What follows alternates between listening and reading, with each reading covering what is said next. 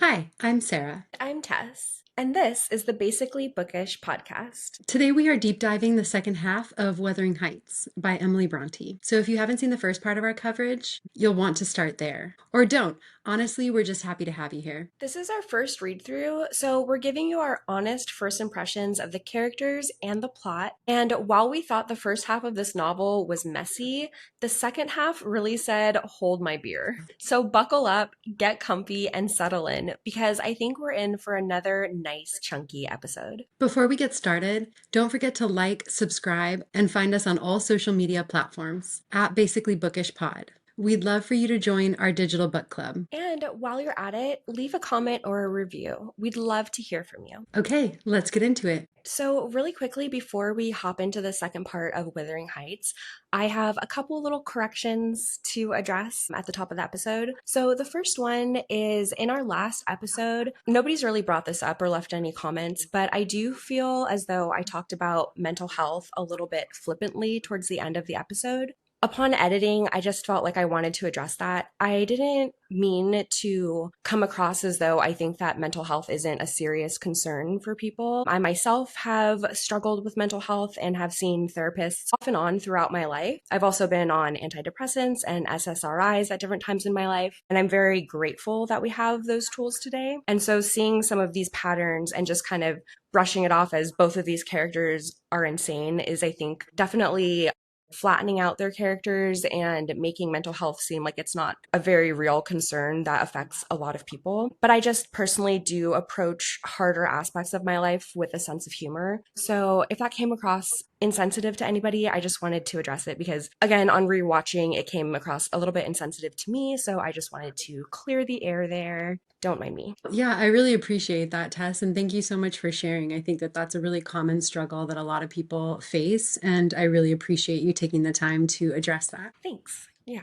kind of scary, but here we are. Yeah, this book really brings out, it's hard not to, at times, pull away from how dramatic the book is and just be like, oh my gosh, and throw your hands up at these characters. So it's understandable, I think. The second thing that I wanted to address is my difficulty pronouncing wuthering. Yes. So somewhere along the line, my brain added an extra R, and even I'm looking at my notes right here, and again, it says Wuthering and not Wuthering Heights. So my brain keeps adding this R. I am so sorry, guys. Sarah actually did warn me when we first started talking about it. She's like, are you saying withering? And I was like, oh, who cares? That's why we read. I'm being educated in real time. And can I even say that I talk about books on the internet if I haven't mispronounced a word in front of a couple hundred people? So that's my bad.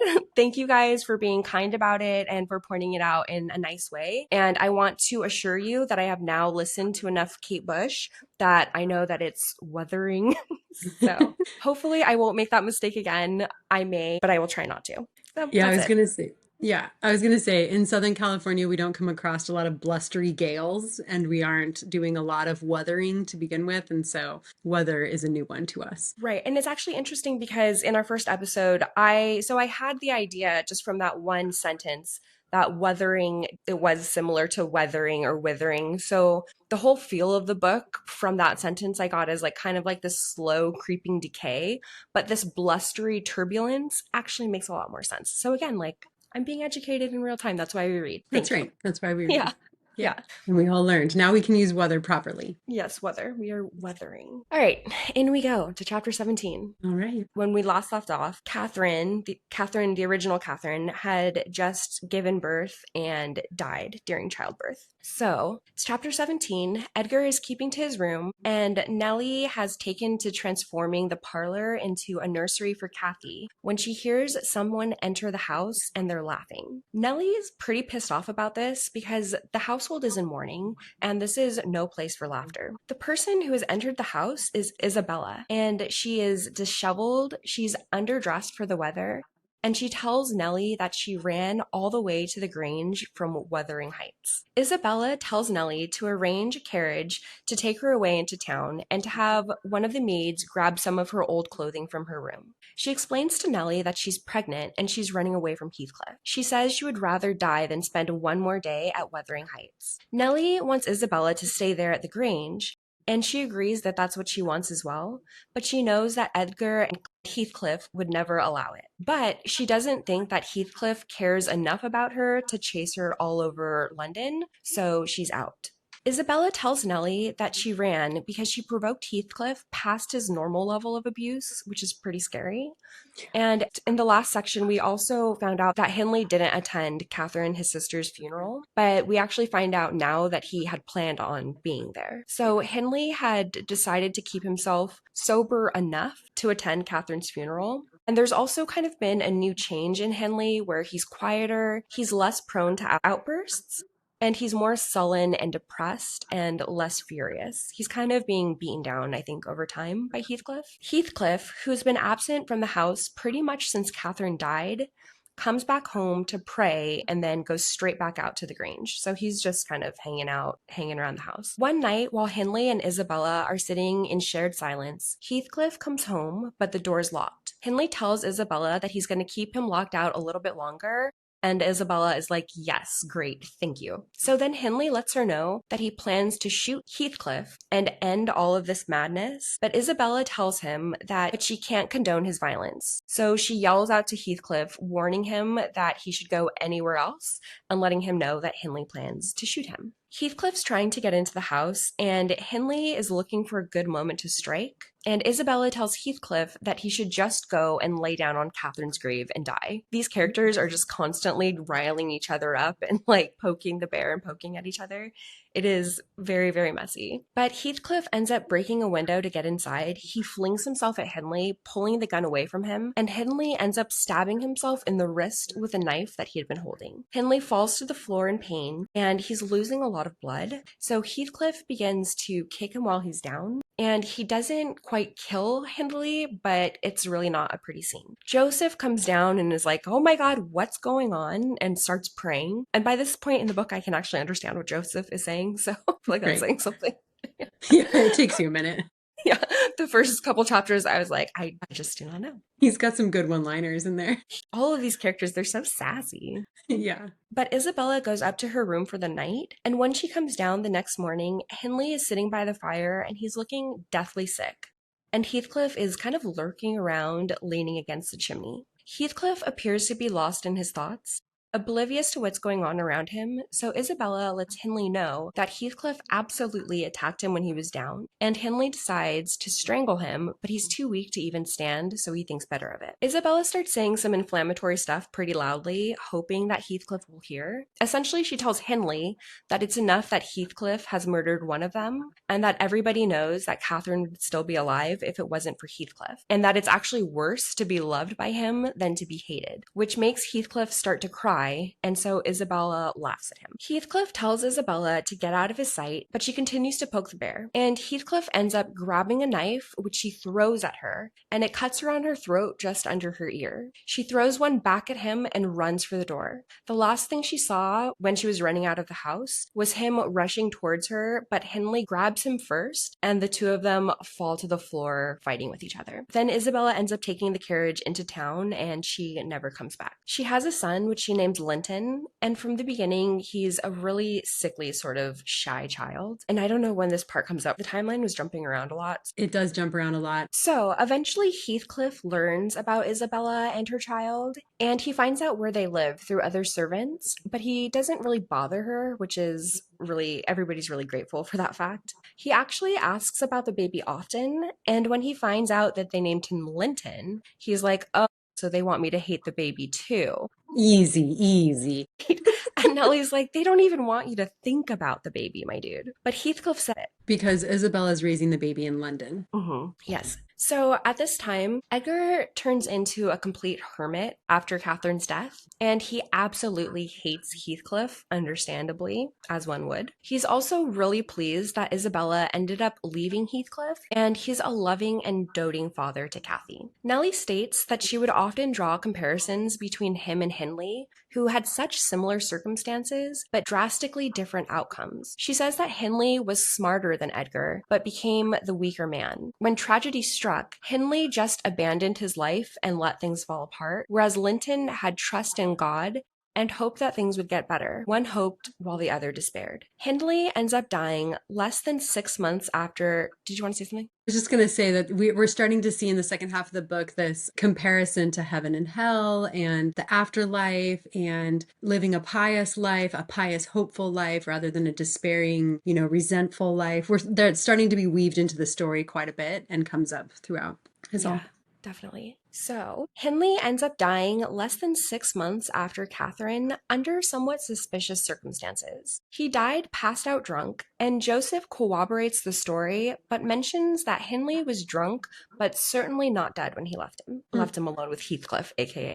Yeah. And really quick, if you are enjoying this episode so far, don't forget to give us a like. It not only helps out our channel a whole lot, but it also lets us know that we're making content that you want to see from us. But after Hindley's death, Nellie gets Edgar to have a lawyer look into Hareton's situation, and it turns out that Hindley actually mortgaged everything to Heathcliff. And so Hareton's best shot is to try to get some sort of sympathy from Heathcliff because he's been left with nothing. Diabolical. Mm-hmm. When Nellie suggests that Hareton should come live at the Grange, Heathcliff threatens to take Isabella's baby if they even try it. Isabella ends up dying about 13 years later when Linton is around 12 years old, and that takes us to chapter 18. Yeah, I wanted to tell you I don't mean to interrupt you, but my favorite quote for the book is in chapter 17, and I wanted to read it to you if you don't mind. Yeah. I just feel like Emily Bronte just understood storytelling in this beautiful and gentle way, as well as this fierce and cutthroat perspective on the story. And I think that she sums it up pretty well here. So Nellie has been telling Mr. Lockwood this story the whole time, and she's going on and just sort of telling him up and down the story and going on all these short little tangents. But then she says, "But you'll not want to hear my moralizing, Mr. Lockwood. You'll judge as well as I can all these things. At least you'll think you will, and that's the same." And I think that what Nellie's telling the character is, you and I can give our perspective on the story, you with your limited perspective and me with my greater perspective, but we really don't understand what's happening here. And we're all going to take something away from the story that's different. And I think that that is what's beautiful about these complicated classic Gothic novels and beautiful, well-written prose, is that everyone takes something away, and Emily Bronte understood that. And I also wanted to say that at this point, Heathcliff keeps calling Nellie the nurse to the children at this point in the book, which in a way is so cruel. By nearly all accounts, Nellie has been a mother to Heathcliff, but all these characters are so obsessed with status that they can't even appreciate the one truly logical person in their lives. And Heathcliff has always been a mean child, but Nellie dishes it right back to him. Nellie's getting tired of these fools. She's like, "I know you're up to something. You are not killing another Kathy with your games." That's where we're kind of at the cemetery. Yeah, I actually find the relationship between Nellie Dean and Heathcliff really interesting too, because I feel like she's one of the only characters that is largely spared of his cruelty. Like for the most part, he's like, "Don't make me, Nellie. Like, come on, lady. I don't want to hurt you. Like, just step aside and let me do what I'm gonna do." I don't know, it's interesting. I know she plays this removed mother character in his life where he still wants to impress her, but at times he's always like, don't you know what I'm capable of? Don't let them do that. You know what I'm capable of. Right. And in a way, sorry, go ahead. No, go ahead. In a way, I wonder if he feels a kinship with Nellie because they're kind of the equal status, but he was elevated by the father, brought back down by Hindley, and then came back up and seeked revenge upon everybody that had lowered his status and had anything to do with his unhappiness. But I think maybe he sees somewhat of his own personhood reflected in her. Right. Yeah. It's love with these really strong tones of resent. Right. Yeah. And at this point, the children are also calling Nellie Ellen in this part of the story. And so it's kind of helpful, the younger generation making their own little short names and stuff, because I can't imagine. It's so confusing for Nellie, of course. Right. I think it also helps. I think it helps us to place where we're at in time, because it makes sense when Nellie is younger, she's Nellie. When she's a little bit older, she's Ellen. It's the next generation, she's Ellen. And then by the time we come to Lockwood, she's Mrs. Dean. Right. All right. Oh, I love that. That's a good point. Yeah, I hadn't realized that she's Mrs. Dean at the end. Yeah. Right. Okay, so we are moving on to chapter 18. 12 years after Catherine died, Nellie describes as being some of the happiest of her life. Things are fairly calm, and Kathy too. The names get very confusing, Yeah. but Kathy, it helps that most of the characters refer to Kathy too as Kathy and not Catherine, but sometimes they Right. do refer to her as Catherine. I'll Most try to times, refer to yeah. her as Kathy. So, Yeah, pretty 12 years much after, the first generation's gone, except for Edgar and Heathcliff. And yes. so everybody else is new. Yeah, but things are fairly calm, and Kathy is growing like a weed. She's beautiful and she's doted on by everybody at the Grange. Life is pretty good. Before Isabella's death, she writes a letter to Edgar letting him know that she's very sick and that if something should happen to her, she wishes for Linton to go and live with him at the Grange. Edgar heads into town to take care of Isabella before she passes, and he helps her tie up some loose ends. And while he's gone, he leaves Nellie in charge of taking care of Kathy. Kathy's been pretty sheltered her entire life. She only knows the Grange and is even homeschooled by her father. And as she grows, she becomes more curious about the world around her. Totally normal. She starts to obsess over going to a place called the Penstone Crags, which is an area visible from the Grange, but the terrain to get there is pretty tricky and dangerous. Kathy is allowed to ride her pony on her own around the grounds of the Grange, but one day she tells Nellie she's going off on an adventure and she has some food packed for her. She grabs a couple of her dogs and she takes off on her pony. The day passes with Kathy not coming back for tea, so eventually Nellie goes out looking for her. She runs into one of the servants who tells her that she saw Kathy jump over the hedge where it was the lowest and gallop out of sight. Nerly's fairly sure that she's headed to the Crags, which is miles from the estate with Wuthering Heights between it, and it's going to get dark soon, so she heads out to find her. When she approaches Wuthering Heights, she sees one of Kathy's dogs, and he's bloody and in bad shape. It looks like he's been in a fight. Nellie knocks on the door and is greeted by a woman who she knows to be a servant there, and the servant already knows why Nellie is there. Thankfully, Heathcliff and Joseph for the day, but it seems like Kathy and Hareton, who is about 18 at this point, are hitting it off. Nellie is trying to get Kathy to leave, and Kathy explains that when they were riding through the yard, Hareton was out with some of the dogs, and the dogs got into a big fight that led to them meeting each other and her coming inside. Kathy assumes it's Hareton's father's house, but he says it's not, and he's clearly pretty embarrassed. And then Kathy starts to treat him, although he's the staff, ordering him to get her pony and do things like that from the barn. This immediately turns Hareton's mood sour, and he curses at Kathy, which she is absolutely shocked by because nobody in her life has ever been rough with her. And we also find out during this time that Heathcliff isn't physically abusive to Hareton, but he has decided to, quote, make him a brute. So he doesn't have any schooling, and honestly, it completely mirrors Hindley's treatment of Heathcliff at that age. The servant woman points out that Hareton is Kathy's cousin, which confuses her further because there's no way she could be related to someone so beneath her. And her and Nellie leave Wuthering Heights, with Nellie having Kathy promise that she won't say anything about the event to her father. Which takes us to chapter 19. Once Isabella passes away, Edgar and Linton, this is so confusing. Right?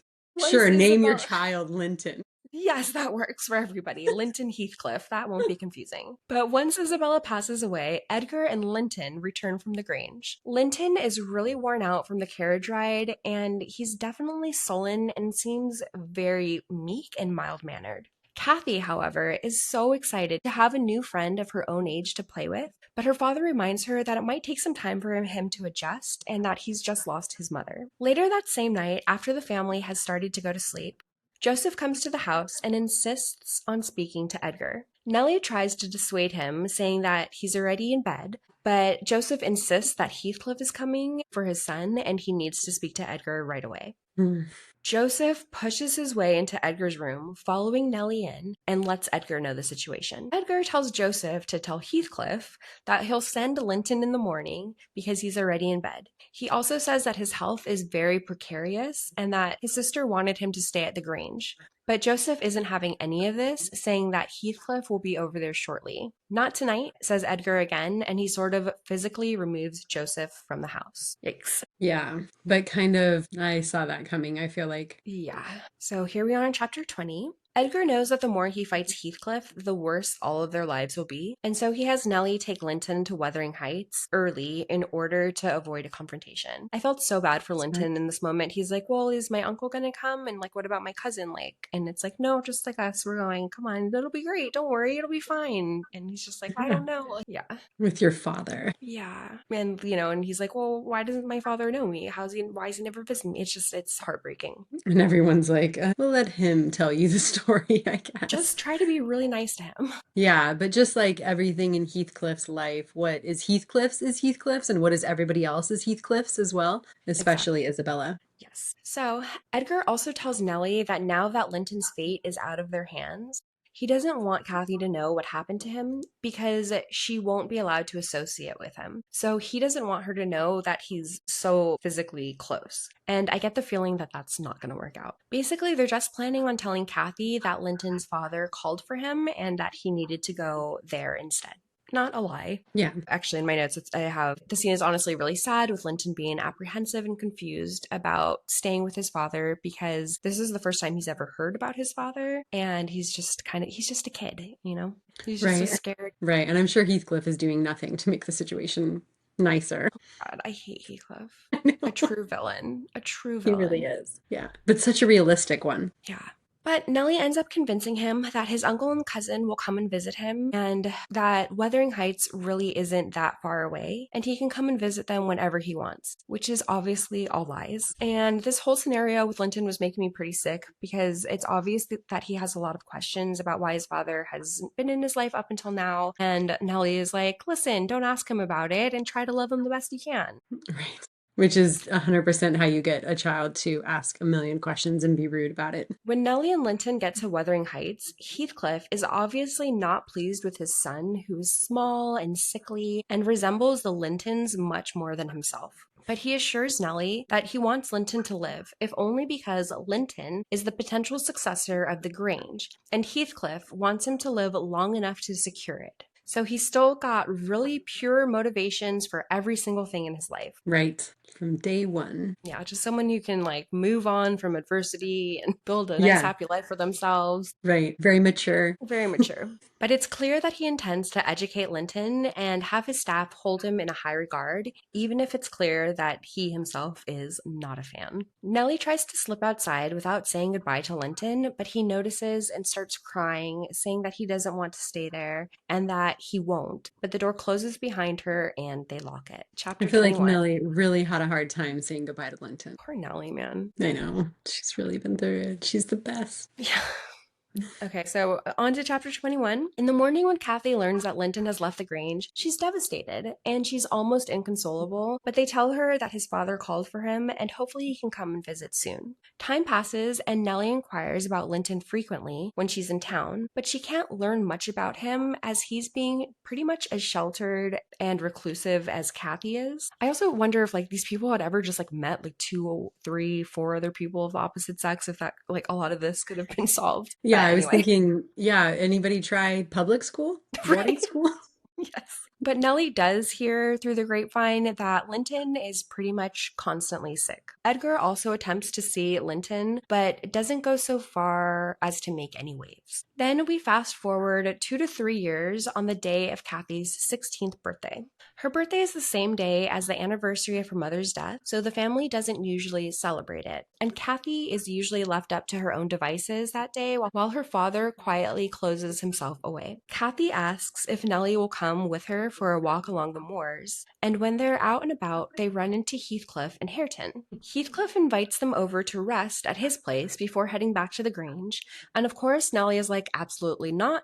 But Heathcliff is dangling a carrot, saying that Kathy has met his son before. So she hurries on ahead despite Nellie's protesting. Again, she's just a kid, She's 16. She's Right. never seen anything and has had no one lie to her, call her names, or Right. And so betray at this her. point, you think Hareton's like 18, 19, Kathy's like 16, and we think Linton's a little bit younger. Yeah, Linton's probably like 14, 15. So not really the same age. Not quite. So, Heathcliff mentions to Nellie that he wants Kathy to meet Linton because he wants them to fall in love and get married. Because if that happens, then Kathy will be provided for through Linton. Nellie mentions that if Linton dies, and it seems like he's probably not going to last long, to be honest, then Kathy will inherit everything anyway. And Heathcliff says that that's not true and that everything would go to him, but he wants to prevent disputes. And so that's why he wants to get them together. He's like, oh, this is for them. I just want to protect Kathy. It's very suspicious. No, the most evil. He's like, actually, I own everything. And unless your girl marries my boy, I'm going to own it all and give nothing to you. I mean, Right. it's just the worst. Yes. My Meanwhile, weak they're boy that's going to women. die. Yes, What and is they're this like cousins. worst wingman ever? Despicable. Okay. But Kathy and Linton meet and are delighted to see each other, and they sort of hit it off by noting how uneducated and uncivilized Hareton is, which Nellie really doesn't like. Heathcliff mentions to her that he's brought Hareton even lower than Hindley brought him because Hareton loves Heathcliff as though he's a father, and Hareton scorns higher education. And so because of Heathcliff's influence, he'll never be able to pull himself out of this hole in the same way that Heathcliff was able to. Heathcliff also confides that he's actually much more fond of Hareton than he is of Linton, but he hates him because of who he is. Heathcliff really just walked through that door and just shut it behind him. Was like, nobody else is going to change status here. I am the person in charge. Like, wouldn't it have been nice if he just like had a nice family on his own and like Yeah. didn't Or, devote his entire life to destruction? right. Treated people the way that they treated him. Greatest love story of all time, they say. Right. So romantic. Oh my God. The Yes. bars on the floor. Yeah, romantic as a car crash. All right, so and also just like as side note tangent, I'm so sorry. As a woman, could you imagine your childhood situationship that you were never even dating, Right. Because that you nothing did not happened. choose, Yeah. that you chose to marry someone else, Yeah. then came back into your life and just like blew everything up? Wrecked Why? your whole family. Wrecked your whole family. But at the same time, like we know that Kathy's a messy fucking bitch and she loved it too. Yeah. I've got some axes to grind with people, but I just choose peace. You know what I mean? Yeah, but maybe not multi-generational. Yes. Like, come on. Let the children be. Yeah. But Kathy connects that Heathcliff is her uncle, and she asks why he's never come to visit. And Heathcliff tells her that her father, Edgar, dislikes him because he didn't think that Heathcliff was rich enough to marry Isabella, which Kathy says she's going to chastise her father for. It's not true. Right. Kathy says that she plans to take the same walk all the time and come and visit them, and Nellie is just like, yeah, right, fat chance. Yeah, great. On returning to the Grange, Kathy gives her father an abridged version of the events of the day and chastises him for keeping her away from her uncle and her cousin. So then Edgar fills her in on some of Heathcliff's actions and lets her know how Edgar blames Heathcliff for her mother's death. And he tells her that she should just forget about them and go back to life as usual. Solid advice.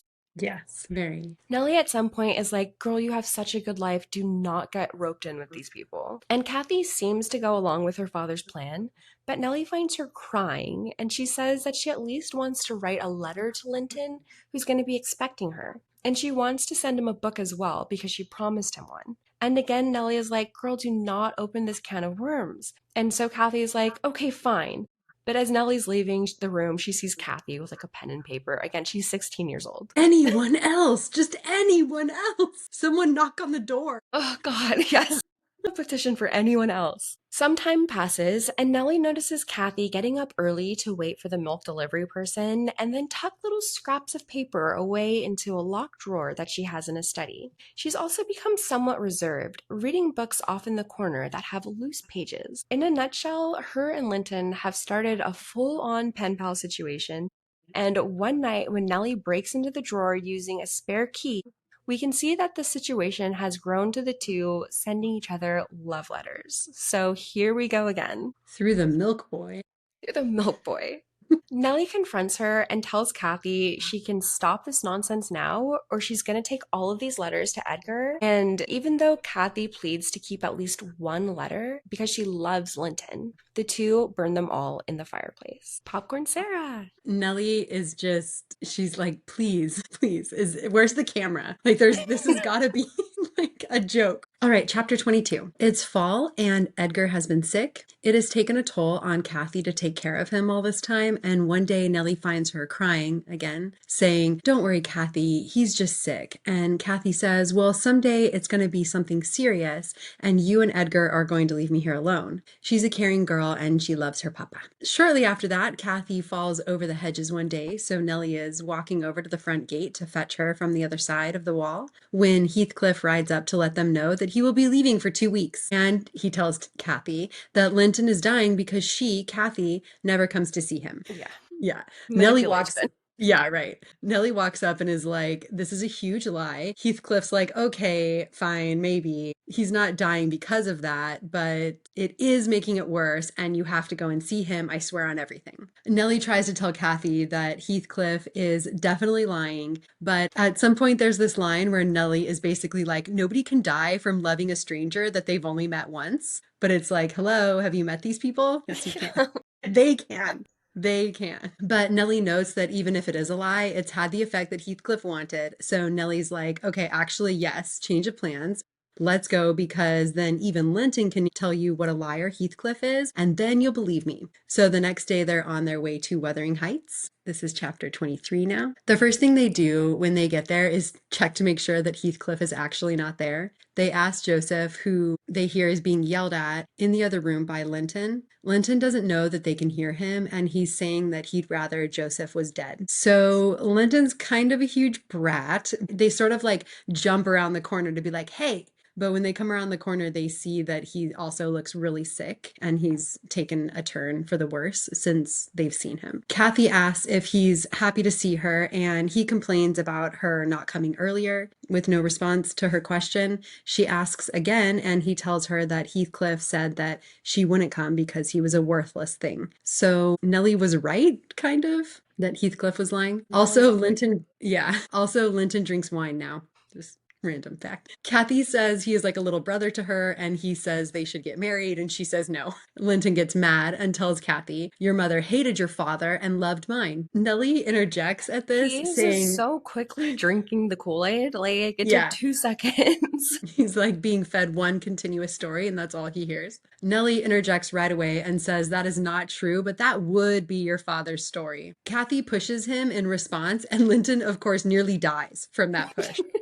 The world's nastiest little tumbleweed. He might be dying. Everyone should be careful. He looks like he might die. It reminds me of that scene in Get Him to the Greek where they're like, he might be dying. Are you dying? He might be having a heart attack. Kathy feels so bad. Linton ends up being fine, so they try to leave, but he throws another fit, says, "You have to come back because you hit me, and it's the only way that I'll ever get better if you return." Kathy and Nellie leave, and on the way back, it's raining. They argue. Nellie says, "You can't go back. I forbid it." Kathy's like, "I am going. You literally cannot stop me. I'm 17. I can jump the wall and ride a horse." Nellie forgets to change her clothes that night because of the heated exchange and becomes really sick over the next few days, or at least that's what she blamed it on. You know, because I wondered if she got sick from Linton because they were there. That was my thought. Kathy takes care of Nellie and Edgar now since they're both sick. It's been a couple of weeks. Nellie says Kathy is very doting, taking care of her with everything that she needs. But Nellie has realized that Kathy has complete command of her evenings because they, both Nellie and Edgar, are totally asleep by 6 p.m. Chapter 24. Nellie is finally feeling well enough to come out of her room, and her and Kathy spend a few evenings together by the fire. Nellie notices that each evening Kathy's like, "Wait, should you go to bed? Or should I go to bed? Is one of us tired and the other one should go too?"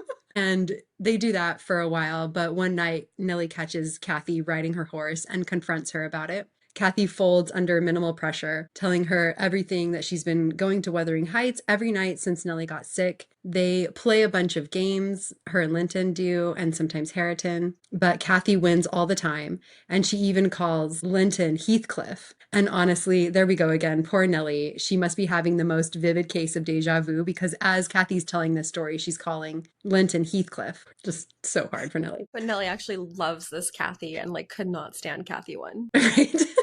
That's right. So Kathy goes back the next day, but Hareton is there too now. Kathy realizes Hareton can barely read, doesn't know any numbers. She laughs and he chases her out. This is becoming a common theme between them. Nellie chastises her that evening for making fun of Hareton, saying that she shouldn't tease him because, of course, Heathcliff doesn't treat Hareton fairly. The next day, Hareton locks Kathy and Linton out of Linton's room, and they find themselves standing by Joseph, who is cackling at the whole exchange by the fire. I just picture this man like with a pipe, like rocking back and forth, just like, and Linton is watching this and has a severe panic attack as well as a coughing attack, probably from the repeated regular fires in the house. And he's coughing up blood. Later, Hareton tries to apologize, but Kathy doesn't have it. But Kathy was retelling this all to Nellie, so Kathy begs Nellie not to tell anyone. She thinks that Linton is being abused by Heathcliff, and so she can't leave him. She wants to keep going back to protect him. So Nellie immediately tells Edgar. In chapter 25, Nellie describes that these events took place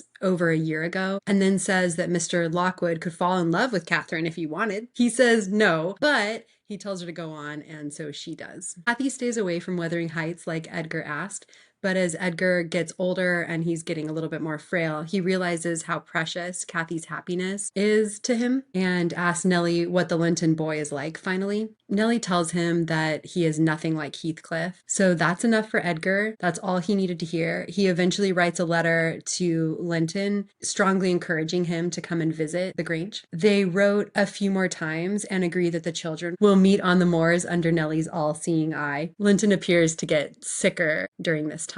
And that is how chapter 25 ends. All right, we're on to chapter 26.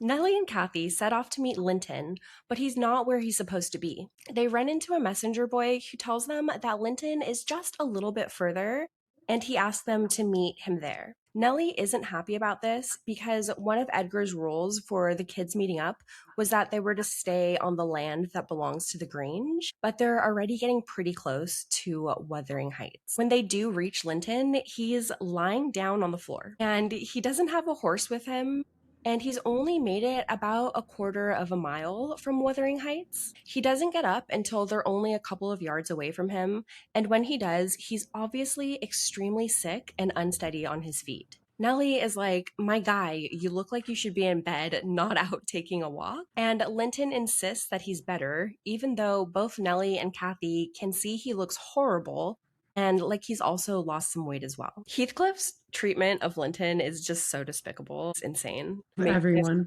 Turn, yeah, of everybody. But his Yeah. own son, his own sick, dying son. I just feel like he never claimed Linton. It was all just a chess piece. Right. Anyway, so Kathy is actually really sweet to Linton, telling him that this place where they're at kind of reminds her of what he had described of his version of heaven. They had this little conversation where they both described their own personal versions of heaven. And she tells him that next week, if he's able to, they can ride down to the park and they can try her version. But something has... Sorry to stop you. I just wanted to say that that part reminded me so much of after when Mr. Earnshaw died and Catherine and Heathcliff spent that evening together talking about heaven and what they thought happened after you died. Right. Yeah, it's a nice parallel there. But it's clear that something has changed with Linton, and he's fairly apathetic towards Catherine, even seeming to interpret her kindness as an insult, which both she and Nellie pick up on. And it's very clear to everybody involved that Linton doesn't really want to be there, and Kathy is clearly disappointed. But when she suggests that her and Nellie go home, Linton becomes extremely agitated and begs her to stay with him for at least another half an hour, as he glances back towards the heights. Kathy relents and says that she'll stay, and Linton goes on to ask her to tell her father that he's in good health. And she's like, okay, sure, I'll tell him that you said that, but I can't confirm. But you're not? Yeah, but everybody can see that you're not? I do have eyes. Linton also tells Kathy that she needs to meet him there again next Thursday, and that if she happens to run into Heathcliff, she should tell him that Linton acted really lively and that they had a great time together. Very odd. Yeah. But meanwhile, he's kind of just sitting there beside Kathy, drowsily, with his head kind of lolling onto his chest. And he's silent except for little moans of exhaustion or pain. It's really actually sick what's happening here.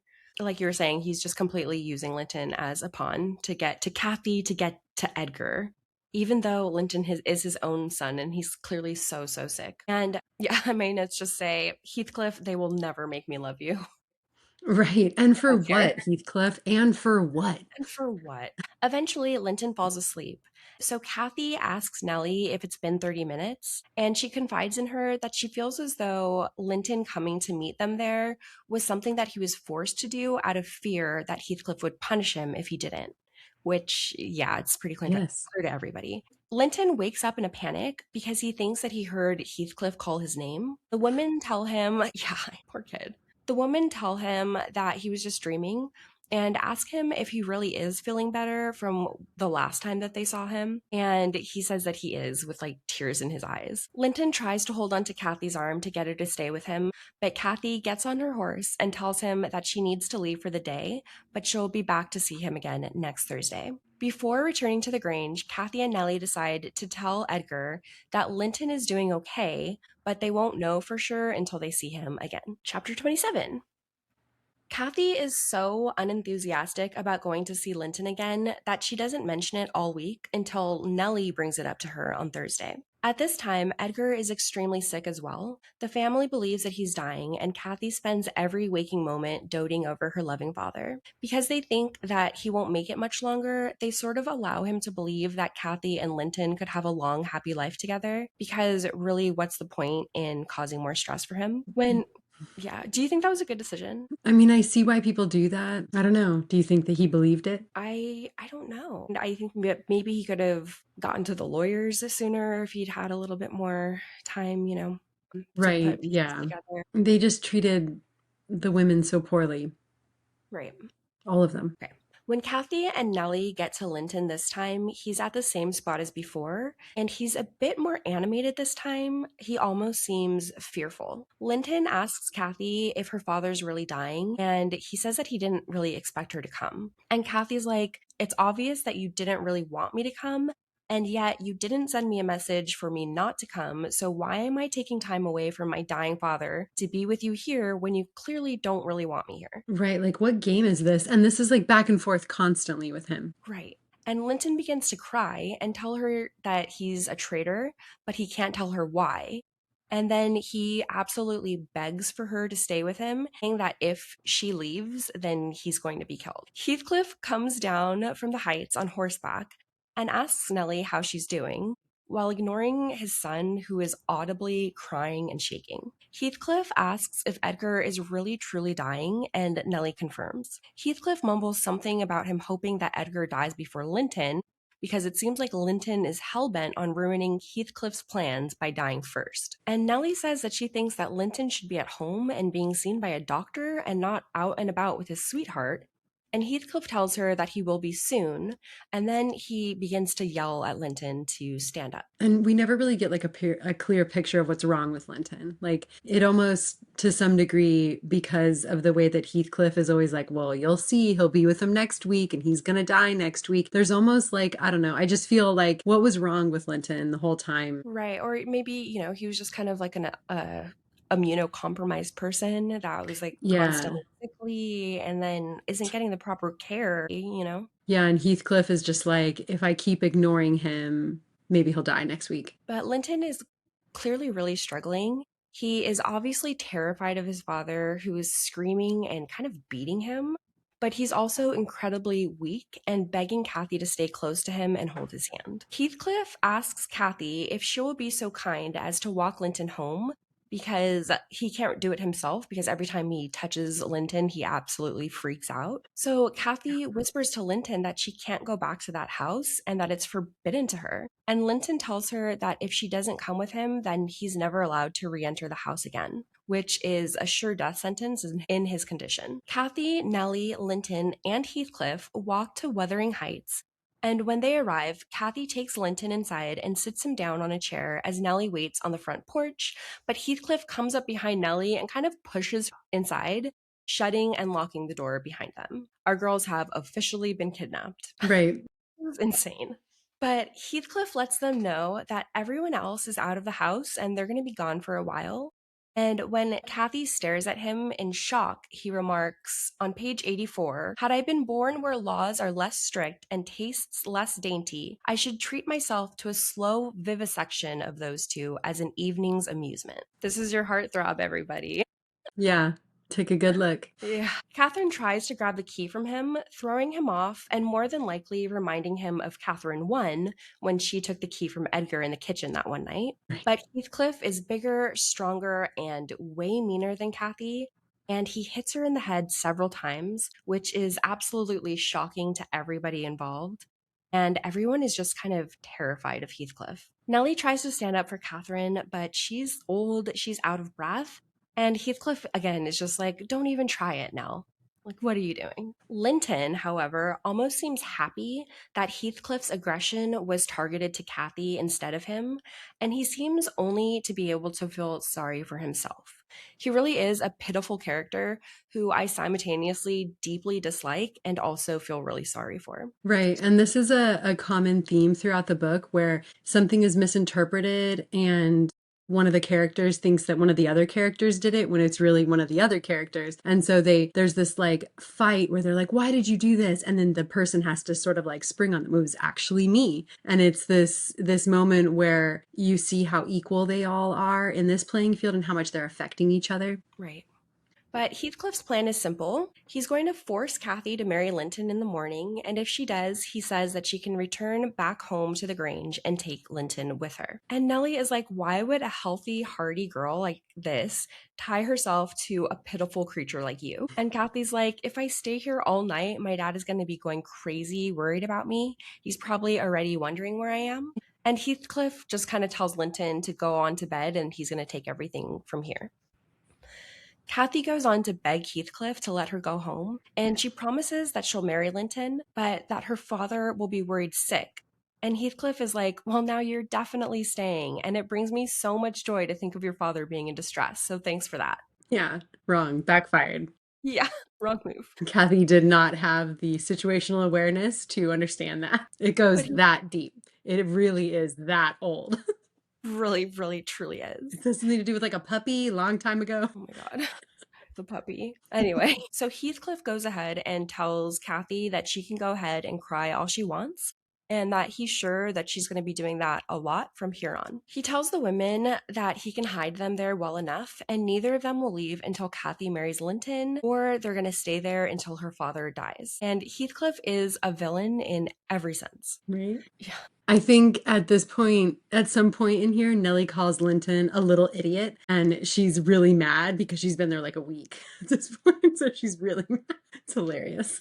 But then Heathcliff sends them upstairs to Zilia's room for a restless night.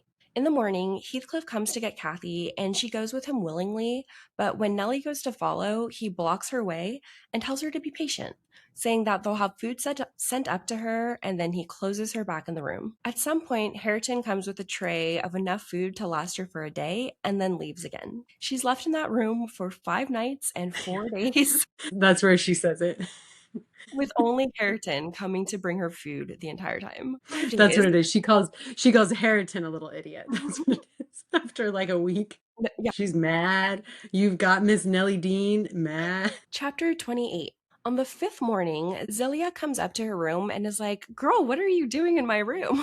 The word around town is that you and Kathy were lost in the marsh, but then Heathcliff told me that he found you guys and let you stay here. And Nellie assumes that this is the story that Heathcliff came up with, but it turns out that it was just an organic rumor that sprung up around town and he just kind of ran with it. Right. Which I feel like at this point, like the town of Grimmerton is like almost like another character who's like gossipy and like you get information from them too. It's right. They have all eyes on Wuthering Heights.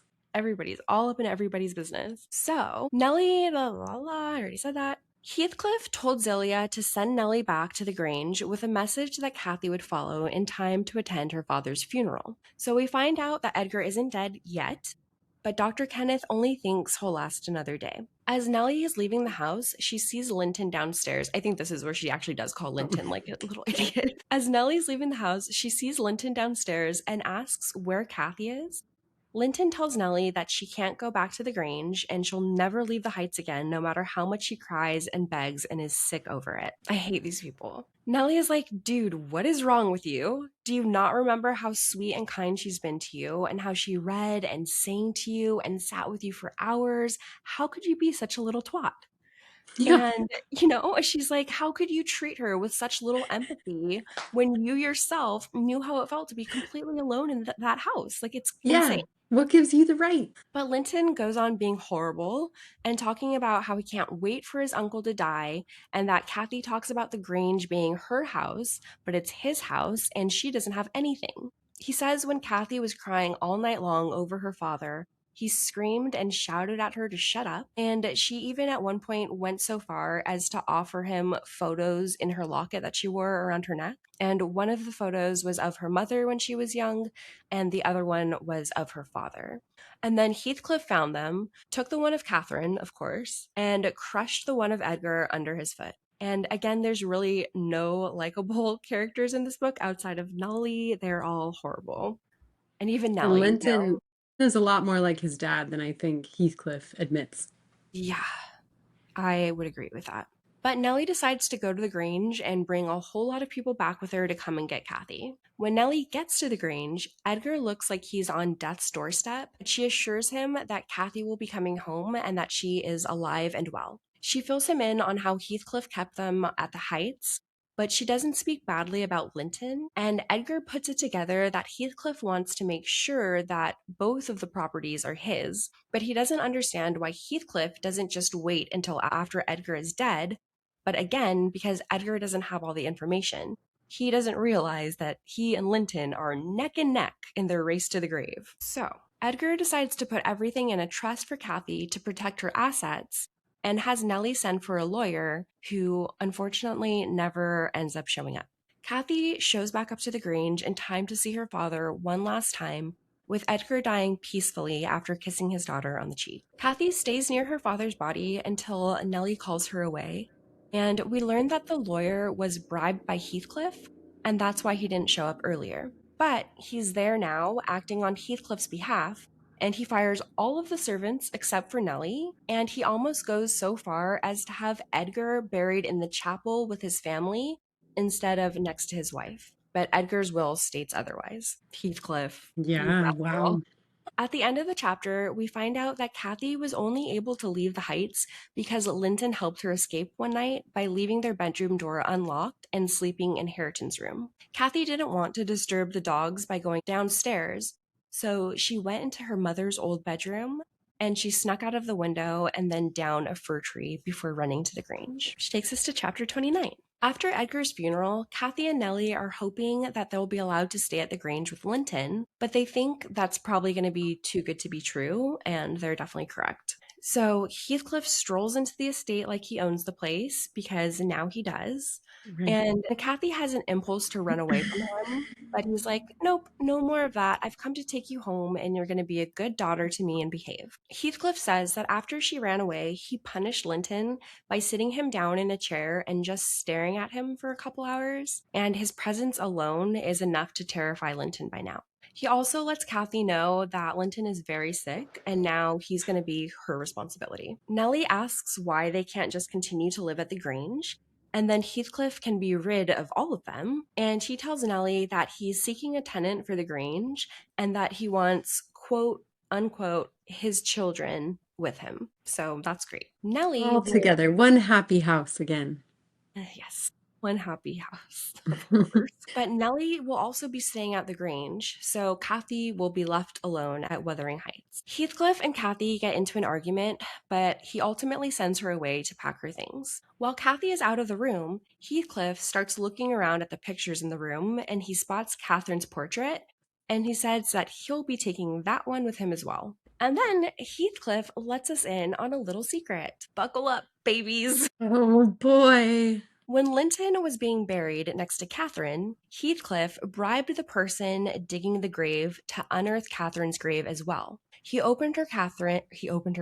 Yes. So he opened her coffin to look at her, and he stayed there until the gravedigger was like, okay, bro, that's enough. But before he buried her again, he took one of the sides of her coffin off and told them that when he died, his coffin would also have a side that could be slid out of place before he was buried next to her so that nothing would be between them in death. So the burial plots are Edgar, Catherine and Heathcliff all together like a weird little throuple. Poor Catherine. Leave that woman alone. But also, I think she probably would have loved it. Yeah. She is so messy, that one.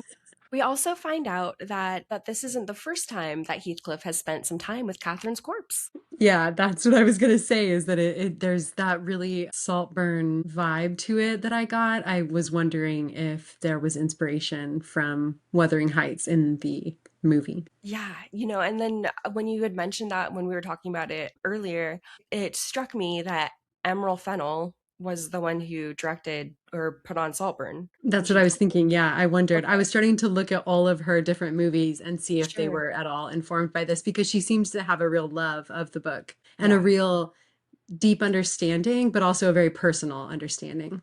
yeah. But also, she's not doing her understanding. She's just doing her like own, her like almost wish fulfillment in a way. Yeah. Yeah. Yeah, because it's, I She's don't, been influenced by a lot of culture, I think, that brings this movie together. Because even they were saying that the poster is that old Gone with the Wind right. sort of vibe. And so she's just being influenced by so much, right? She's bringing so much into it. Yeah. Yeah. I mean, I've got thoughts, but I feel like that's a different episode. Yeah. Oh But boy, do we have thoughts. yeah, yeah, Yeah, it's a new year, and we're, as Tess is saying, we're keeping an open mind as we go into it. And so we're not being influenced by that really large strawberry. trying not to. But so when Catherine first died, Heathcliff was alone at her grave, and he got the notion that he would, quote unquote, have her in his arms again. So he grabbed a spade and he got to work. When he hit the coffin, he began to pry it open with his hands, but he heard a soft sigh that made him pause. He got back to work, but he heard a sigh again, and he could have sworn that he felt Catherine there with him, and she stayed with him as he refilled the grave. He was so sure that he would find her at home at Wuthering Heights that he rushed back home, but this time when he got there, the door was locked. And that's when we kind of circle back to that night when Isabella and Hindley locked him out, which I thought was like, I mean, obviously, like such the writing in this is amazing. The Right, craftsmanship. it's poetry. Yeah. Yeah. But ever since the day of her death, Heathcliff tells Nellie that he has been absolutely haunted by Catherine's ghost. She is everywhere. She is absolutely haunting the narrative. Yes. However, now that Heathcliff got to see her in her grave again, he feels a little bit better. So great. She's staying put. She's there. Yes. Kathy returns to the room saying that she's ready to go and asks to have her pony saddled.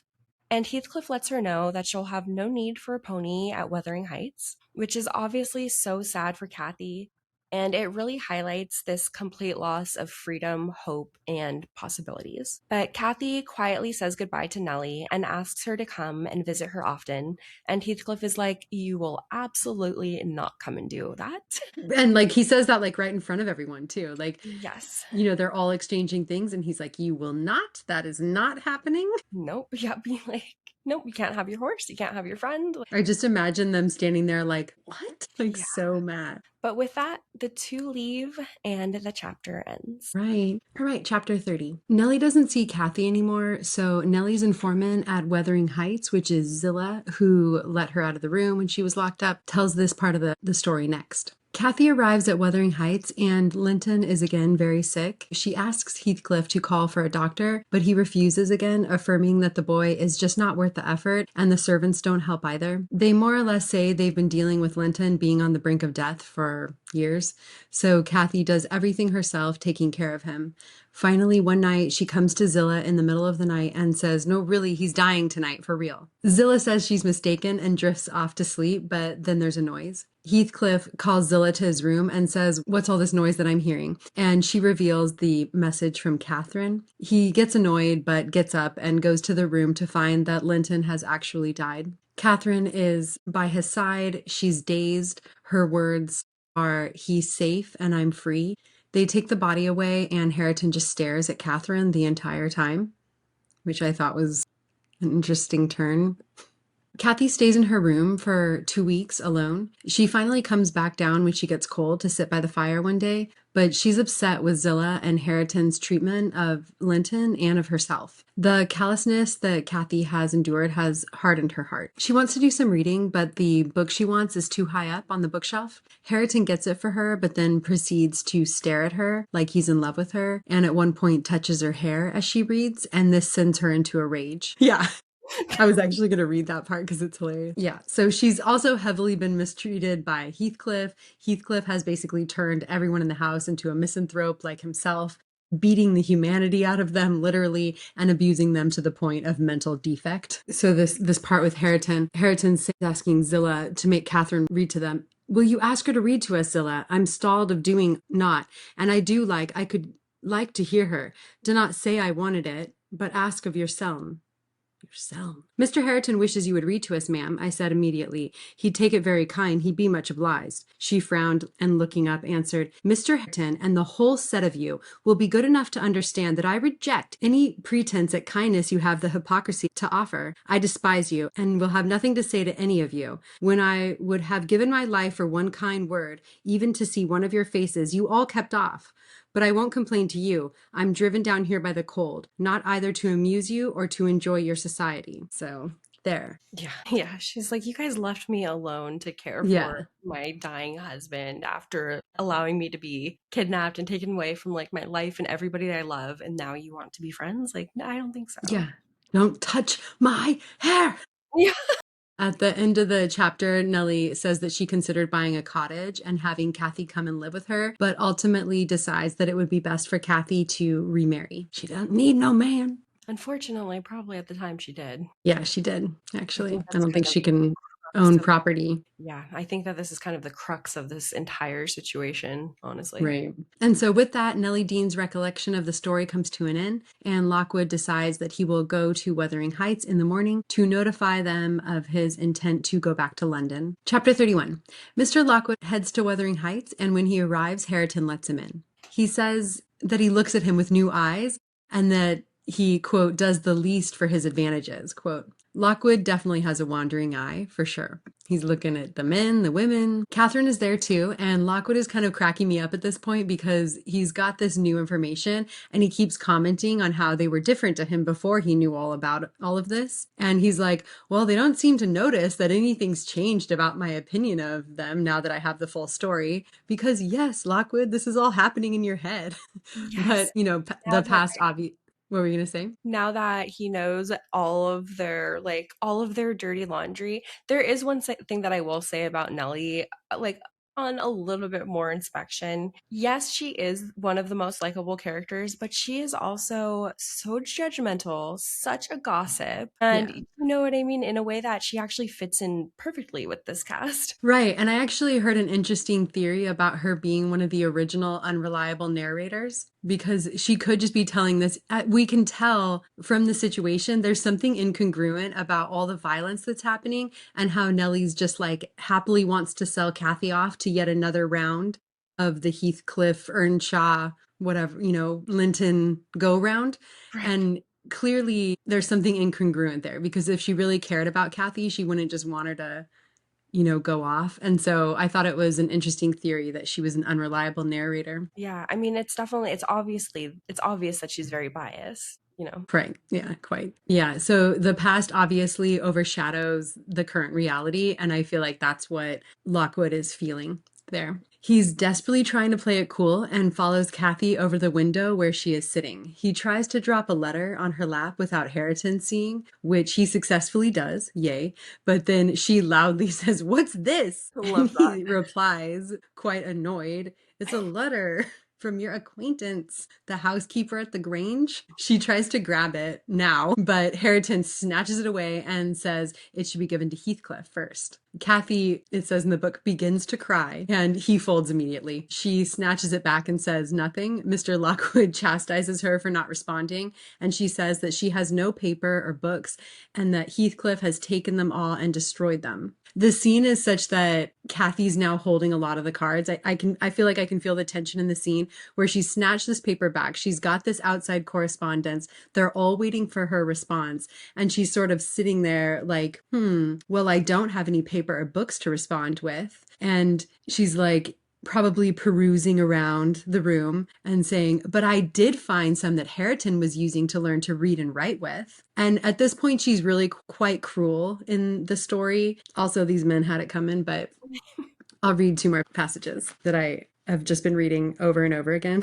I'm obsessed with this part. And so what's happened is that Hareton is trying to read. He's acquired all of Catherine's favorite books. And so he's reading some of her favorite books, but he's doing a terrible job at it because he can't read. And so she has very little patience for this. And so this is her response.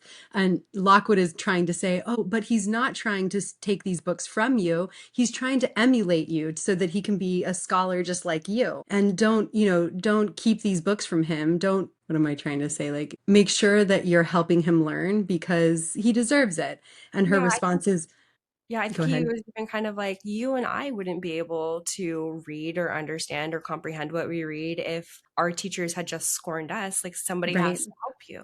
Anyway, Yeah, go on. you can see Lockwood definitely trying to be the bigger person. She replied, I don't wish to limit his acquirements. Still, he has no right to appropriate what is mine and make it ridiculous to me with his vile mistakes and mispronunciations. Those books, both prose and verse, were consecrated to me by other associations, and I hate to have them debased and profaned in his mouth. Besides, of all, he has selected my favorite pieces that I love the most to repeat, as if out of deliberate malice. I love that too. And then what's the other part? So he's very upset. He's left the room. He comes back. He followed my example and left the room, but presently reappeared bearing a half a dozen volumes in his hands, Hareton, which he threw into Catherine's lap, exclaiming, take them. I never want to hear or read or think of them again.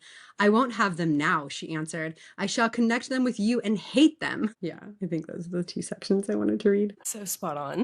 It's so funny. Okay. Then he takes the books from her and throws them in the fire. So yeah, Lockwood is just standing at the corner of the room as this is happening, and Hareton tells Catherine that she better hold her tongue. And on page 302, but his self-love would endure no further torment. I heard, and not altogether disapprovingly, a manual check given to her saucy tongue. The little wretch had done her utmost to hurt her cousin's sensitive though uncultivated feelings, and a physical argument was the only mode he had of balancing the account and repaying its effects on the inflictor. So a manual check given to her tongue. He slapped her across the face. Right. So now that her lip is bleeding, Heathcliff arrives and says that she looks more and more like her mother every day, so much that Heathcliff can barely stand it. And it's like, okay, thanks for showing up, Heathcliff. Why are you here? Mr. Lockwood lets Heathcliff know that he will not be staying in Thrushcross Grange anymore. He'll be going back to London. They have a little spat about how the payment will work and the specifics around that, but in the end it works out. Lockwood is invited to eat dinner before getting on his horse to leave. There's this moment where Catherine brings in the silverware, but Heathcliff tells her to wait in the kitchen while they eat together. She does so, and Lockwood has this thought about how Kathy has just been surrounded by all of these maladjusted people her entire life. So she's really unable to appreciate the finer folk, which I thought was such a rude and elitist opinion to have after you've viewed everything that you've seen. His final assessment is, quote, with Mr. Heathcliff, grim and saturnine on one hand, and Hareton, absolutely dumb on the other, I made a somewhat cheerless meal and bid adieu early. As Lockwood rides away, he laments the missed opportunity for Catherine to fall in love with him and for him to whisk her away from this terrible ordeal, just as Nellie had wanted. Right, dude. Yeah. Meanwhile, yeah, he's also awful. Chapter 32, 1802, it's been 6 months. Lockwood, I thought this was so funny, Tess. You have to tell me what you think this means. Lockwood was invited to, quote, devastate the moors of a friend. Right. It feels a little It's not that kind of book, though.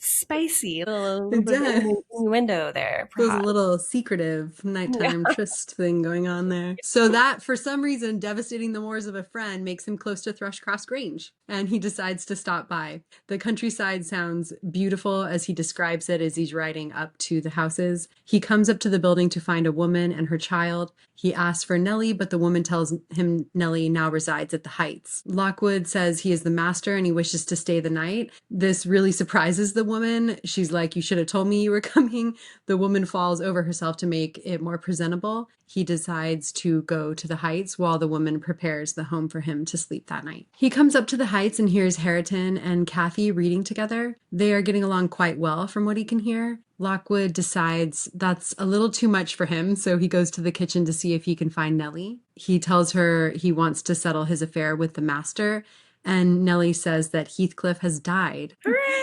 Yay! War is over!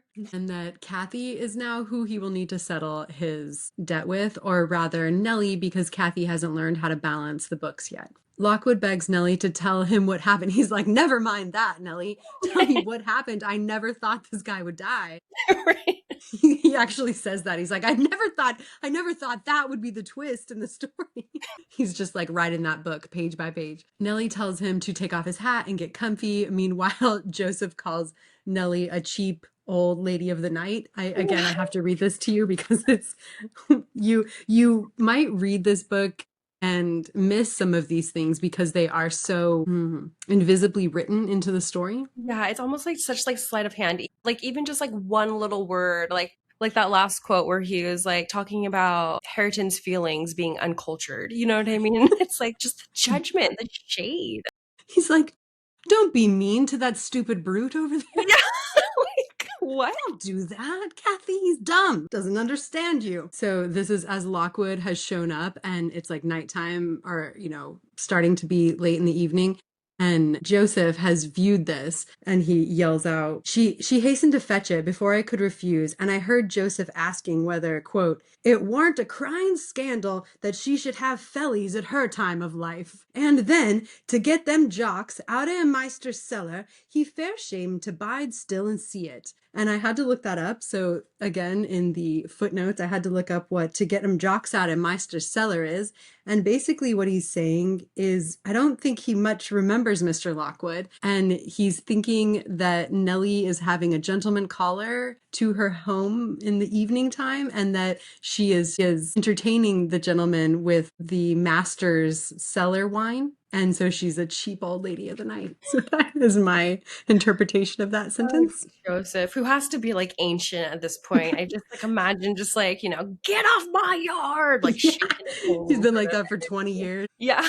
Nellie says Heathcliff asked her to come and watch Kathy one day. So she's relaying the story to Mr. Lockwood.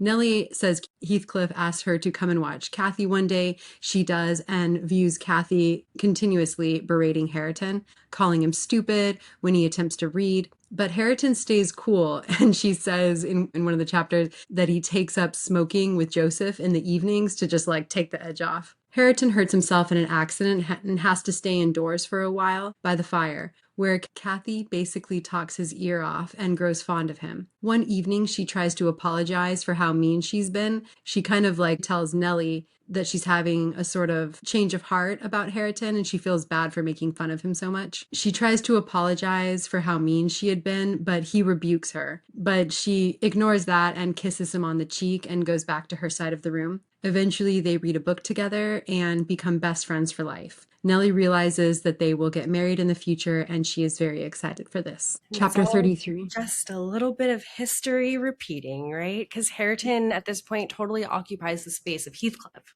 Right. And Kathy, too, is clearly, Kathy 1. Yeah.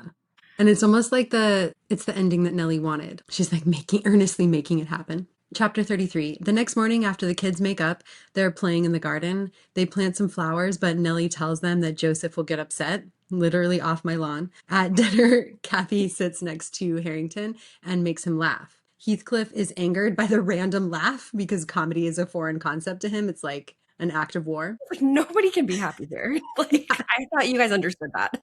Who said that? And at first, he cruelly blames the outburst on Nellie, but then Hareton says it was him. Joseph comes in and loudly and frankly hysterically complains about the garden in perfect timing. He's just like, you know what? I need my last paycheck and I'm going to go because I can't, for my soul cannot take this.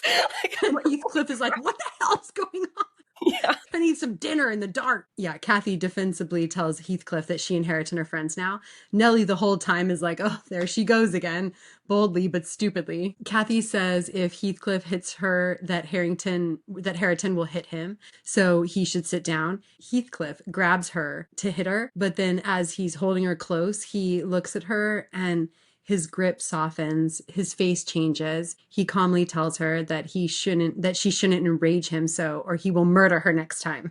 Then he tells Nellie to take Kathy away. He tells her that he doesn't want to see her or hear her again. He is being haunted in real time, everyone. Yes. His children look exactly like his dead love. Yeah, and it is not going well. After Hareton, like the next day or so, Hareton asks Kathy not to say anything mean about Heathcliff, and Kathy is really cross about that, but Hareton reminds her, how would you like me to talk about your father? And so she stops, telling Nellie that she later feels so bad for creating a separation between them. She never says anything mean about Heathcliff again. Heathcliff is acting strange one night. They are all about to leave the room when he comes to a revelation while standing over the fireplace. This part I had to read because it's so well written. This is Heathcliff speaking. For 5 minutes ago, Hareton seemed a personification of my youth, not a human being. I felt to him in such a variety of ways that it would have been impossible to have accosted him rationally. In the first place, his startled likeness to Catherine connected him fearfully with her. That, however, which you may suppose the most potent to arrest my imagination is actually the least. For what is not connected with her to me, and what does not recall her? I cannot look down to this floor, but her features are shaped on the flags, in every cloud, in every tree, filling the air at night, and caught by glimpses in every object. By day, I am surrounded by her image. The most ordinary faces of men and women, even my own features, mock me with a resemblance. The entire world is a dreadful collection of memoranda that she did exist, and that I have lost her. I mean, it's poetry for sure. That might be why they call it a romance, that one right there. Yeah, I mean, obviously, it's clear that he's obsessed, but like, I mean, after we get through the plot, I've Yeah. got a couple little notes to talk about. Yeah. Yeah, for sure. So well written, though. So well written. Chapter 30, the final chapter of Wuthering Heights. Heathcliff is muttering to himself in front of the fire. His behavior is increasingly erratic, and one morning Nellie finds him gone, only for him to return late that day, even stranger than before. Nellie finds him almost talking to someone else, following someone around the room with his eyes. He thinks he sees Catherine. Cue Kate Bush song. I know, yes. It's me, it's Kathy.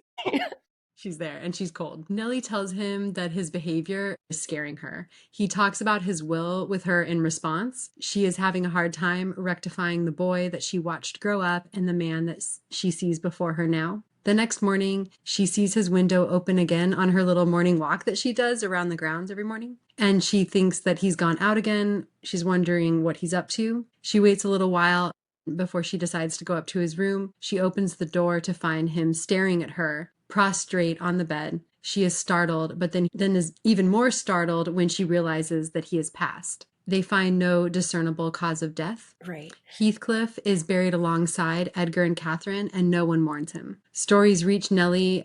Oh, yeah, go ahead. Right, really quickly. So during that time, also, he's refusing to eat, which was interesting and strange.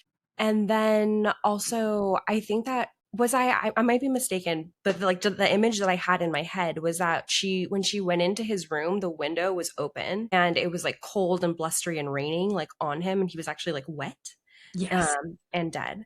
So Yes. I thought that was also fascinating. Again, cue Kate Bush, but Yeah. also bringing us back to that first dream that Lockwood has, where Kathy is tapping on the window and asking to be let in. Do you think that's maybe what his final vision of her was, and that led to his eventual death? Maybe she really did come and take him. Maybe. To the moors forever. Yeah.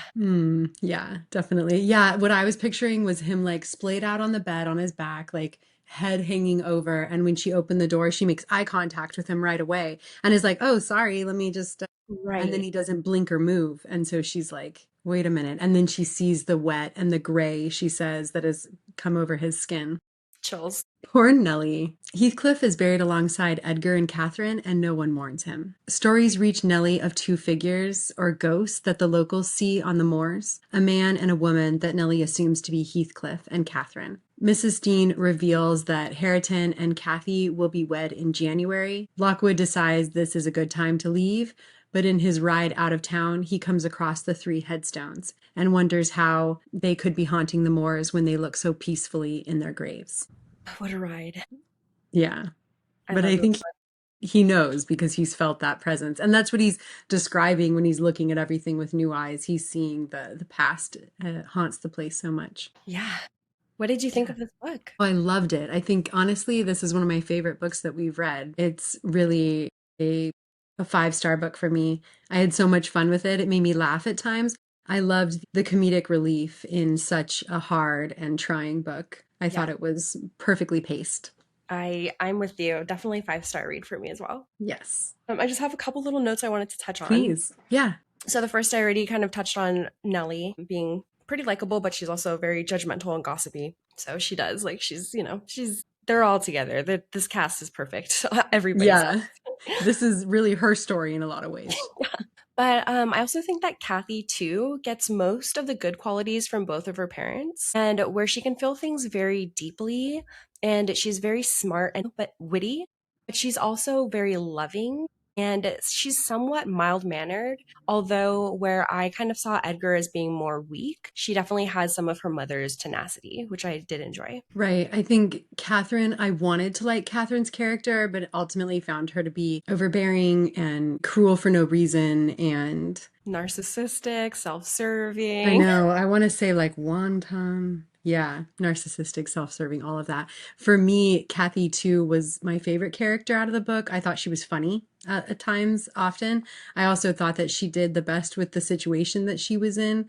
I also feel that her curiosity helped heal a lot of what was going on, and had her father or Heathcliff allowed her to take the reins at any point, a lot of the damage that was done by Heathcliff could have been softened. I agree with that. So, Listen to your daughters. yes, listen to your daughters. In the end, I do think that Catherine loved Heathcliff romantically, but I do think in the end she chooses safety, status, and herself over him. And I'm not totally sure that I can blame her for that because I can only imagine to begin what it would have been like to be a woman during that time period. So I do think that this book is a lot about choosing freedom or safety, right? That being said, I don't really want to call what Heathcliff felt for Catherine love because that sort of all consuming destructive intensity is really dangerous and confusing to be called as such. I can have a giggle about their toxicity and keep things kind of lighthearted,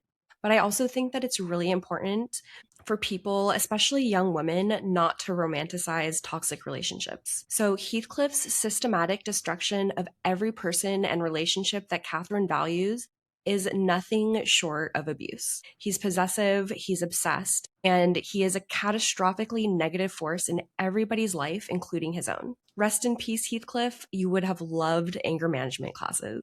For real. For real. Yeah, and I feel like his obsession towards her, you're right. This is one of those books, this is one of those stories where love is not it's a privilege. It's not something that is afforded to Catherine. And so she has to make the choice of Linton because Heathcliff's future and past is uncertain. Though she may love him, she makes the choice for her future. And so in that way, it's a tragedy. Absolutely. But you're right, Heathcliff's, what people are what has long been misinterpreted as Heathcliff's love is actually obsession to the point of destruction. Heathcliff destroyed multiple families, multiple generations of people. Right. And you can ask yourself what basically was Heathcliff's chip on his shoulder. What was it that caused him to do all of that? Was it his unrequited love of Catherine, or was it the way that he was treated his entire life by every person within the book? Or was it something more than that? I would Because you love could go even deeper, right? You could go even deeper. both Sarah and I clearly really loved it. Let us know what you guys thought. There are so many themes. It's so nuanced. There's so many little bits and pieces that can really be dissected and looked at from different perspectives. I'm really loving getting these comments trickling in from you guys and hearing your perspective. Yeah, I hope that we hear from some of you and you give us your input as well. Yeah, I want to talk it out with some of you in the comments. I want to hear what everyone thinks of this. And do you think we've touched on anything that resonates with you? Do you feel like we've captured part of the story? Let us know. What a ride. That was hard to read, extremely messy. The characters were so unlikable. There were extreme levels of obsession and toxicity. I'm giving it 5 stars. Me too. What did you think of this one? Is there anything we missed? What is your favorite novel by the Bronte sisters? Because I'm definitely going to want to read another one. Yes, please let us know. We'd love to hear from you. And thank you so much for spending part of your day with us. And find us on social media. We are Basically Bookish Pod on all platforms, and we'd love for you to join our digital book club. Until next time. Happy reading! And you don't have to include this in the video at all, Tess, but somebody called us a duo in our comment section. And so I'm just really jazzed about that. And we are a duo, so come on by, join our duo book club. Yes. Yeah. Thank you guys for the comments that have started coming in. It's really validating hearing from you guys. So we're not just like talking out into the void. We love making this kind of reclusive, introverted hobby something that we can share with some of you. So thank you. All right. Cool.